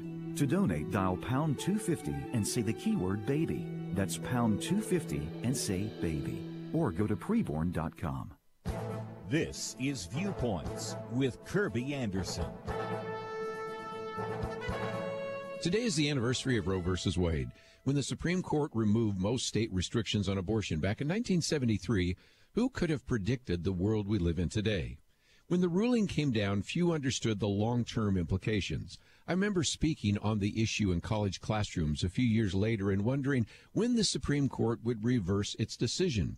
By the 1980s, it seemed like only a matter of time that abortion would once again be restricted in America. That did not happen.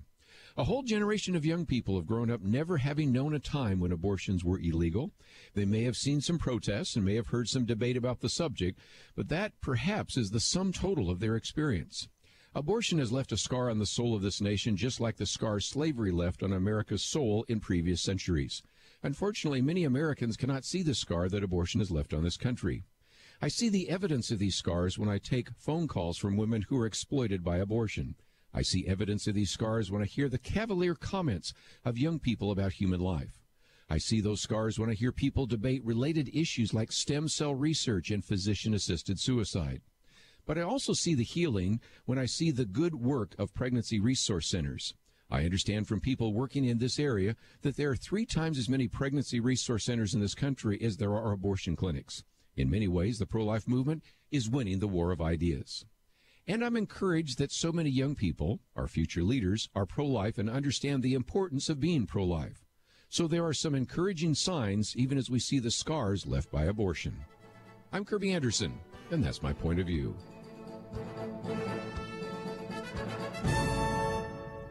From Sky Pass Entertainment, The Least of These, The Graham Stain Story. The Least of These, rated PG-13, in theaters February 1st. TheLeastOfThese.movie. Welcome back to Stacey on the Right on American Family Radio and Urban Family Talk. Thank you so much for being here. Follow us on all of our channels. Mine are all Stacey on the Right, and AFR.net and UrbanFamilyTalk.com are the websites for our wonderful ministries here at American Family Association. You can find out more at AFA.net, AFR.net, and all of us have the Facebook thing going on, so you can check that out too. We had a great caller who said the scripture verse for me and my family was Psalm 46:10. He says, "Be still and know that I am God. I will be exalted among the nations. I will be exalted in the earth." So I wanted to share that really quickly since we had just a few seconds left for those calls in the last hour. Right now, it's my pleasure to welcome our next guest on the program. I love it when we have these are the people who tally up every minute of television and everything else for us in our lives. Scott Whitlock, Associate Editor for Newsbusters, where they do the dirty work that we don't want to do, watching all the television shows and keeping track of everything that's going on in our world as it pertains to media. Scott, thank you for joining us. Thanks for having me on. All right, so let's talk about this. You got Saturday morning and Sunday night. CNN and MSNBC spent 53 minutes and 20 seconds on the fallout from the confrontation between Covington High students in Washington for the March for Life and this Native American dude named Nathan Phillips and the Black Israelites. 29 of those minutes came before anyone realized that perhaps things weren't as they appeared. Now how much time have they spent correcting themselves? Well, we haven't tallied up the corrections since, but we did do kind of an analysis of the coverage of who was the worst, who was okay, and so on. We did it was called the good, the bad, and the ugly. And NBC and MSNBC were clearly the worst. On MSNBC, they were they're comparing these kids to Nazis, as you can imagine. And NBC on Monday was kind of also still slow to correct the record. None of these networks, I should say, came on and said, hey, we were wrong. We were totally wrong in how we are covering this. What you saw is this kind of, well, it turns out that it's more complex, that sort of thing, which is a very weaselly way of saying, boy, we really botched the story the first 2 days. And they were really happy to get their hands on this because they thought that this particular story could kind of exonerate them from the embarrassment of having Robert Mueller, who's literally been a cone of silence, actually come down out of his ivory investigative tower and say that BuzzFeed had issued a story that was incorrect about the president. Right. I would say that these two stories, the Covington kids and the BuzzFeed story, they showcase exactly the same point, which is this is the danger of wanting a story to be true so badly. This is where it takes you. It takes you down the road of you're going to be willing to believe any story because it fits the narrative that you've already decided. In the BuzzFeed case, it's, well, Trump has obviously committed impeachable offenses, and the end of this story is him being impeached. So they all embrace the BuzzFeed story. The Covington kids, it's that these teenagers who were wearing the Make America Great Again hats, and they were at a pro-life rally, and they were interacting with a Native American. So clearly it must be that they are racist, and he was the victim. And they didn't wait for any full picture. They didn't wait for any of this, despite the fact that we've seen again and again that stories that go viral, often the initial interpretation is wrong. Mm-hmm. The mob mentality, which is something hideous. And we've had guests on the show before to talk about the mob mentality and how after this story passes and the rest of us move on with our lives, the people who were involved in the story, even people who we would agree acted in genuinely, offensive ways, but after we move on and we think they've moved on with their life, they're literally stuck in that moment where they can't get a job. They lose their job. They often lose their home. They try to move and they can't find anywhere in America where they can go and escape the story. One going so far, the guy who screamed at the Chick-fil-A girl, remember that viral story? The Chick-fil-A LGBT thing was going on. And people were going there and ordering a cup of water and then doing kiss-ins and, same-sex people were doing all that. And it was this big backlash against Chick-fil-A because it's a Christian company. And this executive pulled up and asked for a cup of water. And when she gave it to him, he started yelling at her, and she just happened to be a teenager.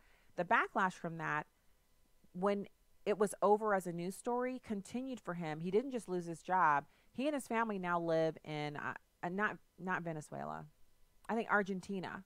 They live in Argentina, and he runs like some kind of fruit stand or something. And he says their lives are the better for it, but he never would have thought that he would no longer be able to live in America because he yelled at someone in a drive-thru.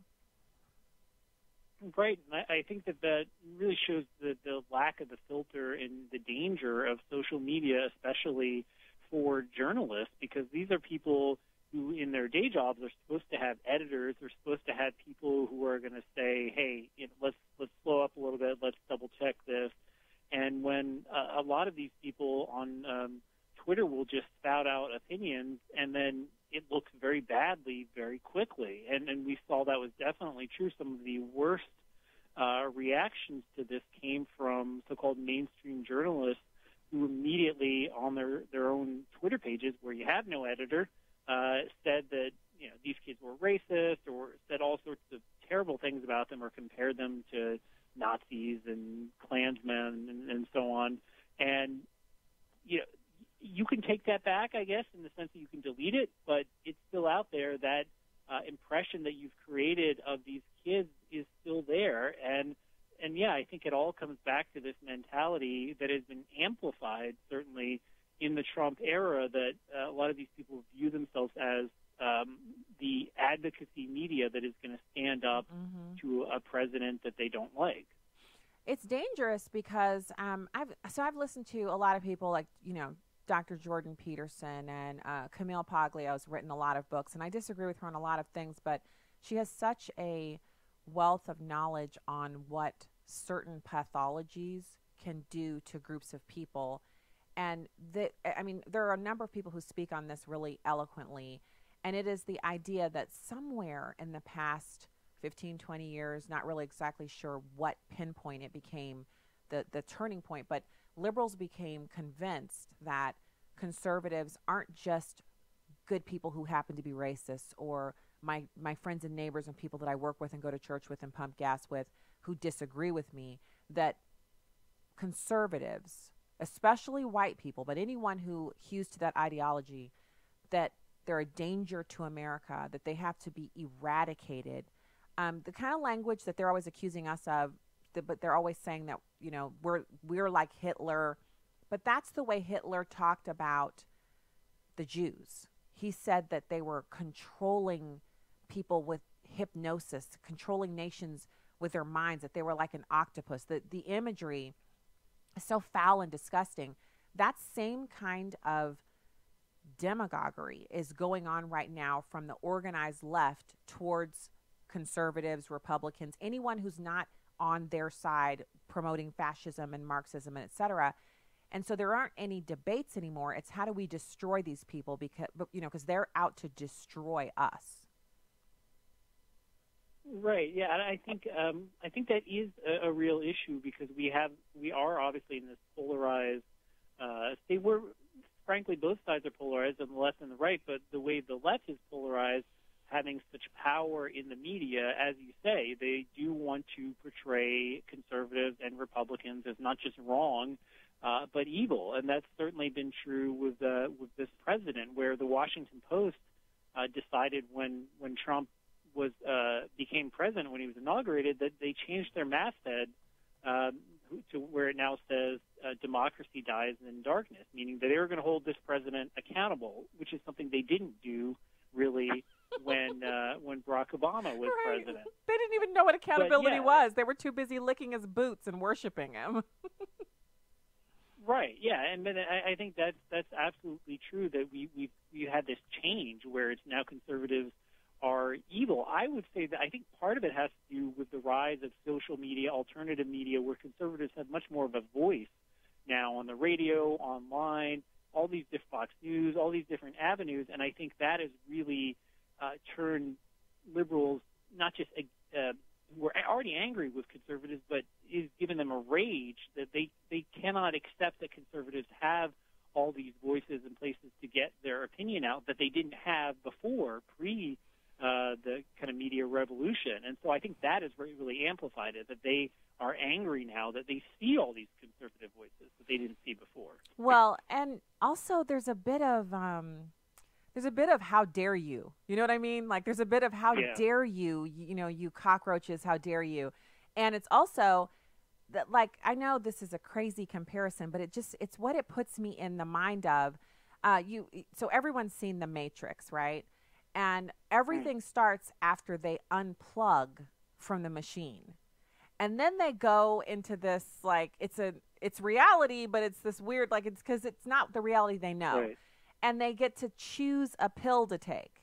And once they take that pill, there's no going back. And so it's almost like liberals are like, who told you could unplug? Who told you could get amongst yourselves and talk and start websites? Who told you could, vote for someone like Donald Trump? When we raised him up as an alternative for you, you weren't supposed to vote for him. You were supposed to stay home because he was supposed to disgust you. You're not supposed to like his ideas, and you're supposed to like our ideas. And so there's this sense of disbelief that it's actually been amplified since 2016 because they've refused to accept the result of the election. And I, you know what, Scott, I know how it feels, because I felt a sense of impending doom and terror at the prospect of Barack Obama being our president. Someone whose middle name was Hussein. I couldn't have been more terrified of what was going on. I told my husband, I said, we gotta start praying more than we've ever prayed before, because this is the first time I've ever felt like the election of the president could be so negative for us. And we did. I mean, I was like, this is something that has actually shaken me, the fact that Americans elected this man.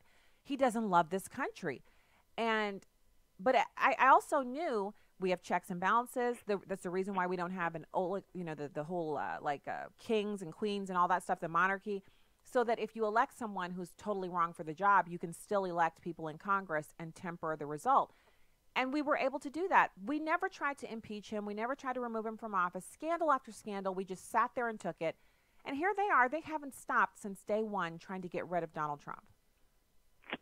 Yeah, I think that's a good way of putting it, because as we've seen with certain media outlets, the Washington Post, the CNN, they have turned themselves into not just liberal organizations, which they already were, but organs of the resistance, and they are just simply going to oppose this president no matter what. And I think, yeah, a lot of it just stems from this idea that they don't control the narrative anymore. There used to just be 3 networks, and CBS, for instance, Walter Cronkite would tell you that's the way it is, and they can't do that anymore. And I think that has created a real sense of rage for them that, as you said, how dare you? How dare you embrace these alternative viewpoints and alternative forms of media? And it's as we've gotten more and more outlets to express our opinions and see alternatives, we've also got more and more rage from the establishment media. What's funny is we also see this on the local level, because there's a kind of a bit of there's a nastiness to it, which kind of, it reminds you of high school, like when a group of people didn't like someone in high school, and if they were the popular ones or if they felt like they had some kind of power, they would make that person's life a living hell. Instead of just, we don't like that person, they can't sit with us, they had to go out of their way to vilify the person and ostracize them. And you see that a little bit with the way that liberals tend to, you used to be able to go to dinner parties and everybody of every political persuasion would be there, but the thing you had in common is you were neighbors, or you lived in the same, or maybe your kids went to the same school, or maybe you work for the same company, but you could socialize. Now you can't do that anymore. If they find out that, especially me being black, so you're not a liberal, they put you outside the camp and they'll say you're not welcome at the barbecue anymore. And I always think to myself, was I ever welcome at the barbecue? Because I don't remember barbecuing with you guys, but there's a sense that they try to make you uncomfortable to the point that whether you agree with them or not, just so you can be friends again and everything can be normal, you'll just say, okay, fine, which leads me to believe that the 90% of blacks who vote for Democrats, there has to be a huge segment of those people who are doing it because they can't not be invited to the barbecue. Their whole family are liberals. They need these people. They need their family. They need their extended family. They need these people that they work with, or that they go to school with, or that their kids are in a neighborhood.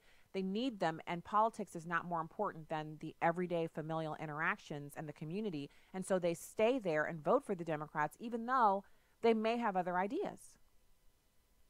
Yeah, I think that's a good point. I think it's also a self-repeating phenomenon where we have all these we have this division, and then we see in Hollywood, for instance, more and more division and more politics being put into our TV shows, dramas, sitcoms, and so on, and that just further divides people. Conservatives feel further alienated when they have all these television shows and not just the news telling them that they're awful people, and then we wonder why there's so much division. It just gets worse and worse, and we get more and more divided.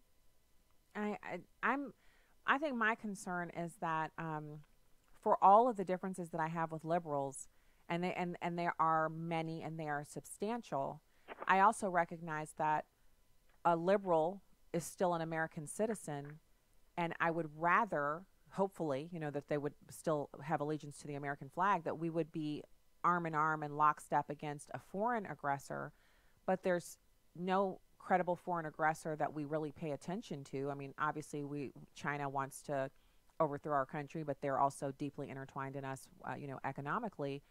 And so we're just in a place where, without that outside threat, Americans are free to we're spiraling out of control. But I'm so glad that you guys do the work that you do over at Newsbusters and keeping track of what the media is doing and helping to keep us informed. That alternative media you talked about, MRC TV, Newsbusters, huge part of that. Thank you so much for what you do, Scott Whitlock. Thank you for joining the show today. Thanks for having me on. I appreciate it. All right. Talk to you again soon. We will be back with your calls, 866-963-2037, and more Stacey on the Right. Stay right there.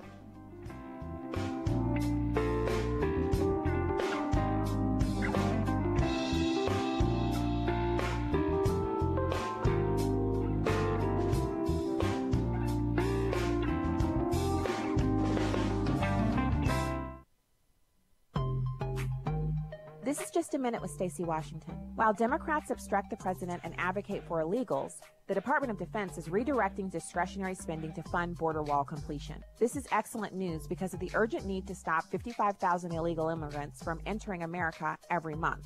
The influx represents a radical change to the very composition of the country. Over a dozen states have huge percentages of non-English speaking residents living and working, replacing American citizens. The burden to taxpayers is daunting. Each illegal alien costs $70,000 per year. That number increases the longer the illegal lives in America.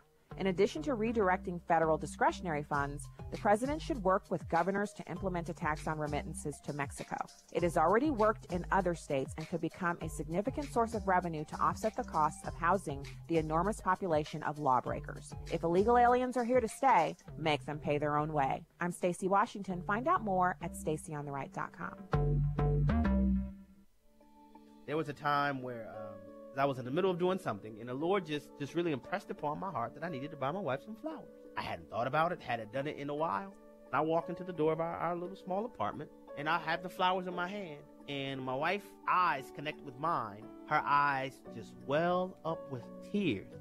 And I immediately start thinking, what's wrong? What happened? What's going on? And she said, Abe, I've been wanting some flowers, but I know what our financial situation is. And I didn't want to be an additional burden on you because I know things are tight now.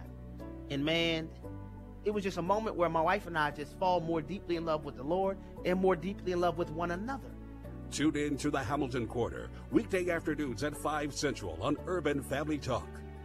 By relying on Him. Oh, God. Oh, Lord, I thank you. I thank you, Lord. I thank you, Lord. Donald Trump's America. The partial government shutdown has now entered its 32nd day, and no new negotiations are planned between the president and congressional leaders. Democrats in leadership in both the House and Senate oppose President Trump's latest proposal for legislation that would provide temporary protection for some undocumented immigrants in exchange for billions for a border wall. Senate Majority Leader Mitch McConnell said he will bring up the bill this week. The president will need 60 votes in the Senate to move the legislation forward, and so far no Democrats have said they will support the proposal. Senator Joe Manchin, a Democrat from West Virginia, is undecided on whether he'll support the president's plan. And another Democrat, Senator Chris Coons of Delaware, said in a statement that there is no reason to have large parts of the federal government shut down while we debate appropriate border security and immigration policies. At the White House, John Decker, Fox News. Welcome back to Stacey on the Right on American Family Radio and Urban Family Talk. If Trump's immigration positions are racist, were they racist when you held some of those positions as well? They certainly weren't empathetic, and they were not kind. I was callous to the suffering of families who want to be with their loved ones. I just knew I was wrong. I couldn't have been more wrong. I was wrong to feel that way. I was wrong. I realized that things I had said were wrong. I think it's important to know when you're wrong. That's why I was embarrassed. I hadn't really spent the time to hear those kind of stories, and that was my fault. I was not fighting for other people's kids the same way I was fighting for my own. I recognized I didn't know everything about the whole state, something that I'm embarrassed about and I'm ashamed of. I came from a district that was 98% white. We have immigrants, but not a lot of immigrants. I really regretted that I didn't look beyond my district. I did not think about suffering in other people's lives. I was not caring about others. When you were representing a district in Congress, you had an A+ rating from them. Were they engaged in all of that bad stuff back then?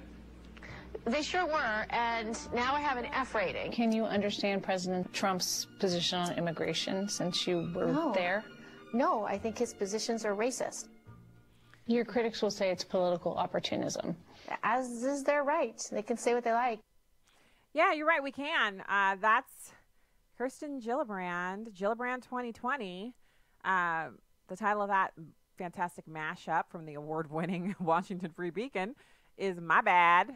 She's constantly apologizing for her which way is the wind blowing? Because that's where I am. What's racist now? Well, then I'm against it. What's not racist? I'm for it. She doesn't have a view of her own. She couldn't be a worse candidate for the presidency. I think she just looks at herself in the mirror and she thinks it's my time and I should be the first female president, and gosh darn it, people like me, and so she's running. And I get it.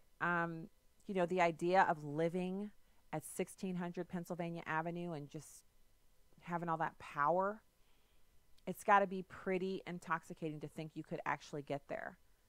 It's also ridiculous because she should never be the president. I dare say the way I feel today, and I could change because it's a feeling, we should never have another Democrat be the president of the United States ever again, ever. Not with where their party's headed. If Ocasio-Cortez is their future, then they should never, ever hold the office of the presidency again. I mean, it's hatred for this country that they're driven by, and I can't even understand it. All right, let's go to the phones. We have Lynn in Arkansas. Lynn, thank you for calling the show today. Hi, thank you. Hey. Yeah, I was going to say when I was young, I lived in California, and I went to a street dance, and my girlfriend couldn't go, and so I went by myself. It was in another town, and I actually got attacked by this girl, and she was a friend of a neighbor of mine, and I was young and naive, and they had asked to borrow my vehicle. And I actually had let her earlier in the day, and she asked to borrow it again, and I said no, and that's what the whole thing was about. I mean, I would never do that now, but, you know, when you're young and you don't know. I mean, you do stupid things. Yeah. But anyway, I didn't know what to do. I you know, like out of nowhere, she just came and attacked me. And I ended up going to emergency and stuff. I wasn't severely injured, but nowadays sometimes I leave my phone at home on purpose. Like if I'm going to something to do with a medical thing or something, I leave it at home. And anyway, I guess, you know, we should just always have our phones there, because if we need to record something, we need to have proof of something that's going on. Yeah, you're right, because without the video, it's your word against theirs, and apparently the media, anything to try to paper over their own failures. Thanks for sharing that story. I hate hearing about that. I hate it when people just lose their minds and they decide they're going to physically attack someone else. I just don't understand that. I understand self-defense. I don't understand that. The aggression, the person saying, you don't want to do this or that, now I'm going to physically attack you. I don't get that at all. Karen in Texas, thanks so much for calling the show today. Hello, this is Karen. I'm calling from Memphis. Oh, Tennessee. I'm sorry. I thought I saw TX. Hey, how are you? I'm fine. I enjoy your show, and I just want to encourage you to keep up the good work. My point I wanted to make was that, you know, you don't really hear the positions of people who think differently from liberals except maybe 3 months before the election. And so since you know that the news media is going to publish information a certain way, why are people on the other side not getting this information throughout? You know, I think it takes several months, several years to help individuals who have been brainwashed to think one way. For instance, American Family sends me a monthly magazine. Well, I'm already sold. I don't need that information. It really needs to go to individuals who need another perspective of looking at different issues. So you're saying instead of sending the AFA Journal to you, send it instead to a likely voter in your area that is on the D side. Yes, ma'am. And those people who are in a particular populace that would probably be more easy to convince if they are given the information. I know there are a lot of people, they just don't know the information. They don't know about China. They don't know what's going on in China. They don't know that Muslims are taking over the UK. And they don't know cases of the people who have been affected by illegal immigration. They don't see it. Certainly the news media is not going to give it. CNN is not going to give it to them. And so the Republican Party or individuals who are like-minded and thinking cannot wait 3 months before the election to start educating people. I love your idea. Karen, I love your idea. So the people who really need to read the AFA Journal, who could actually get something out of it because they've never been exposed to the truth, they're the ones who should be getting it, not people who are actually, because you get a subscription to the AFA Journal if you give to American Family Association any amount, then you're subscribed. I think it's an interesting concept to maybe have people who are fine with giving their subscription to basically donating it to another family or calling in to donate specifically so their subscription would go to a family that they feel like could really use the information. That's worth exploring. That is something that is unique. I've not heard anyone suggest that before, and I would like to just share that with certainly with my boss here and see what he thinks about that idea, because it's certainly. I agree with you. What I hate is 1 or 2 tiny little ads 3 weeks before the election on radio, when we should be bombarding Black radio and Hispanic radio with ads all year round. 2 years out from the election, we should start talking about the truth and put these Democrats back on their heels so they have to defend their failed positions. Their position on immigration has failed. Their position on healthcare has failed. We should have them defending their positions as opposed to just sitting silently and waiting until the election is almost here before we start to actually speak to these communities. Thank you, Karen, for that idea and for listening to the show. God bless. That has some merit there. Come on now. Good ideas. So you know how when you heard a good idea, you're like, wait. I like that. I like that idea. So if you like your AFA Journal, you would obviously not, like you wouldn't be forced to give it up, but anyone who wanted to could maybe give their subscription. I wonder how that would work, because I will sometimes get, and it's less prevalent now, but I used to have subscriptions to a couple of, so they're interior they're magazines for your house, like they have, furniture in them and stuff like that. And I used to have a couple of subscriptions like that. And occasionally, I'd say maybe once a year, I would get a gift magazine from another publisher, basically trying to entice me to subscribe to their magazine. And what I would do is I would flip through the magazine, and if I really liked it, I would consider replacing one of my subscriptions with it, or I would see how much is the subscription per year, and maybe I would try it. It didn't happen a lot, but I would get the gift subscriptions every now and again. And I also would get them, I remember this being a thing magazines used to do. If you were already a subscriber, you could just write your friend's address in when you resubscribed, and they would send your friend a gift subscription of 1 or 2 magazines so they could try it. So maybe they would take a subscription of the same magazine that you had.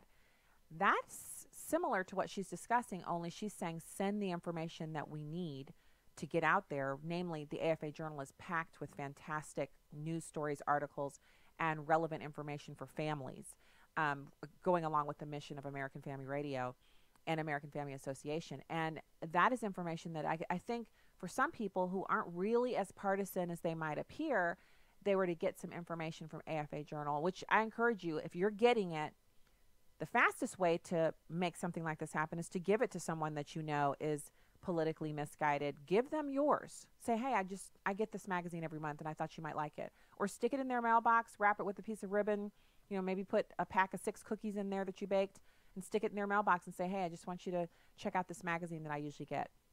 That's a way to spread the word. But I will ask, I'm going to make myself a quick little note, to ask my boss about whether or not that's something that we've done in the past. One of the things that I also know about American Family Association is been around a long time, and they've done some amazing, innovative things. That's how the ministry has grown to be so large and influential. And so this may be something that they've done in the past, but I'll definitely check into it. It's a great idea.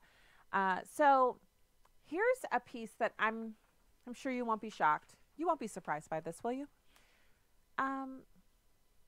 it looks like Nancy Pelosi has actually charged the United States Air Force nearly $200,000, not yen, but U.S. dollars, so the actual real money, to fly her and her family and other lawmakers to Italy and Ukraine. Now, you might be thinking to yourself, because I know when I first saw the little headline, I was like, there's got to be something more to this, because that just doesn't make any sense. Well, the story is interesting because the same type of trip was actually taken by, so Codell. First of all, you saw the picture that I posted on Facebook. It said Codell Pelosi. I thought Codell was someone's last name in her party, but Codell means congressional delegation. So anytime a congressman is going on a trip, the name of the trip is congressional delegation and then that congressman's name. So House Speaker Nancy Pelosi's congressional delegation to Belgium, Egypt, and Afghanistan was canceled by President Trump, but she took a trip to Italy and the Ukraine from July 30th to August 6th in 2015. That trip cost the United States Air Force $184,387.81. This information comes from documents released on Saturday under a 2015 FOIA request. That lawsuit and request was initiated by Judicial Watch. Her delegation at that point in 2015 was made up of other Democratic members of Congress, including California Representative Anna Eshoo, after token Republican Wisconsin Representative Jim Sessenbrenner pulled out at the last minute. 4 of Nancy Pelosi's family members, including her husband Paul, were slated to go on the trip. The delegation was scheduled to dine at restaurants including James Beard American Restaurant in Milan, where a 5-course meal costs up to $190 per person. And the lawmakers also toured the Vatican, met up with Italian dignitaries, including President Sergio Mattarella and then Prime Minister Matteo Renzi. Pelosi's team apparently had some pretty specific requests for Air Force officials working with them to coordinate the trip. She requested that the crew they had on the earlier trip from 2015 would be their crew for this trip because they were pleased with their service. An unidentified Air Force official said that the chances were slim. Overall, the European excursion for Pelosi's congressional delegation cost the Air Force about the same amount of money it would take to send a student to Harvard University for 4 years. Judicial Watch compared the trip to Republican Colorado Senator Cory Gardner's congressional delegation with multiple stops in East Asia, which was taken in 2015, the same year that Nancy Pelosi went last.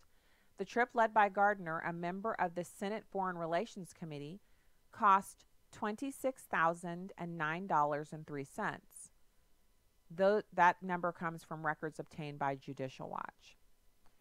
So Judicial Watch has called Nancy Pelosi out for her perks and abuses of power since 2009, since the year 2009. They actually issued a statement in January of 2016. Here's the quote. Beginning in 2009, after the media failed to follow up on concerns raised about Nancy Pelosi's use of luxury Air Force jets to travel between her Codell and D.C., Judicial Watch's Freedom of Information Act requests exposed her abuse of this travel perk. Judicial Watch uncovered that Pelosi's military travel cost the United States Air Force $2,100,744.59 over one 2-year period. $101,000 of which was for in-flight expenses, including food and alcohol. I repeat, Nancy Pelosi, who's currently the new Speaker of the House again, spent $2 million over a 2-year period flying around on Air Force jets and drinking alcohol. But we're all worried about $5 billion for the wall. All right, that's the show for today. God bless you from the heartland. Talk to you tomorrow.